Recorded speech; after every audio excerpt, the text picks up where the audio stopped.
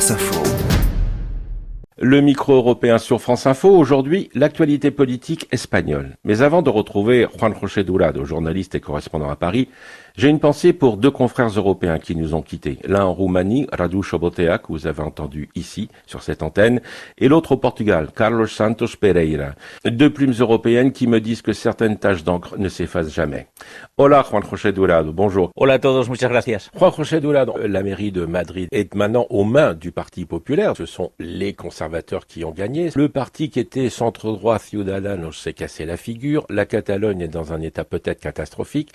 Je ne vais pas vous dire comment va l'Espagne, mais on sent que la droite revient en Espagne. La droite revient en Espagne. Donc tout d'abord, vous avez tout à fait raison. Madrid, la région de Madrid, le gouvernement de Madrid reste à droite avec Isabel Díaz Ayuso qui vient de remporter pratiquement avec une majorité absolue. Donc elle domine le gouvernement de la communauté de Madrid avec une gauche en miettes puisque le Parti socialiste n'est même pas deuxième de la communauté de Madrid, mais troisième avec une extrême droite qui reste quand même assez forte du côté de Madrid avec ça, Vox. C'est le parti Vox. Voilà, c'est Vox qui n'est pas décisif parce que il y a pratiquement la majorité absolue du Parti populaire, mais la réalité, c'est que Vox reste quand même un parti important du Parlement de la Communauté de Madrid. Et puis, surtout, vous avez un parti qui est celui des Ciudadanos qui soutenait le gouvernement de Madrid, qui a disparu du Parlement de Madrid. Ciudadanos, c'était le parti de centre-droit qui est né à Barcelone, c'est-à-dire la bourgeoisie catalane qui ne voulait pas de l'indépendantisme et qui s'est totalement cassé la figure. Et que s'est-il passé? Alors, Ciudadanos, c'est vrai, qui est né en Catalogne, du sentiment anti-indépendantiste. Ils ont fait le saut du côté du reste de l'Espagne. Ils ont des représentants au Parlement national et au gouvernement de la région de Madrid. Mais Ciudadanos, il y a des dissensions internes au parti qui ont fait effectivement que le nouveau leader du parti, Madame Inés Arrimadas, qui était la leader de la Catalogne, n'a pas su fédérer autour d'elle un parti qui était un parti de gouvernement, a disparu du Parlement. Le centre-droit aujourd'hui en Espagne a disparu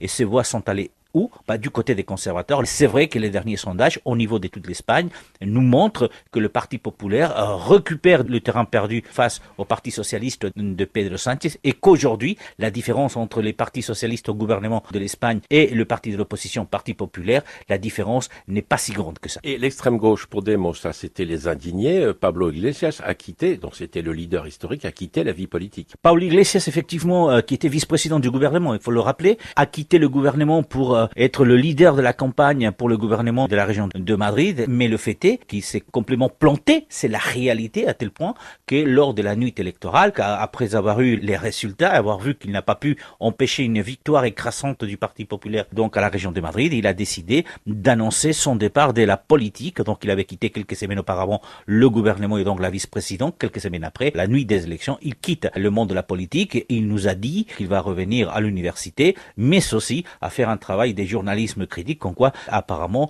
il n'a toujours pas dans son cœur les journalistes. Et au niveau de l'Espagne, alors, est-ce que c'est une remontée de la droite, j'entends bien une remontée du Parti populaire, les conservateurs, par rapport à la Catalogne, parce qu'aujourd'hui la Catalogne est dans un état politique assez difficile. Alors c'est très paradoxal parce que en Catalogne ils ont pratiquement disparu du Parlement catalan, pratiquement inexistant, ou au Pays Basque, ce qui fait dire à beaucoup comment un parti conservateur comme le Parti populaire peut gouverner un jour un pays quand dans deux des principales régions, ils sont pratiquement disparus. Et qui plus est, les deux régions les plus riches de l'Espagne, il faut le dire.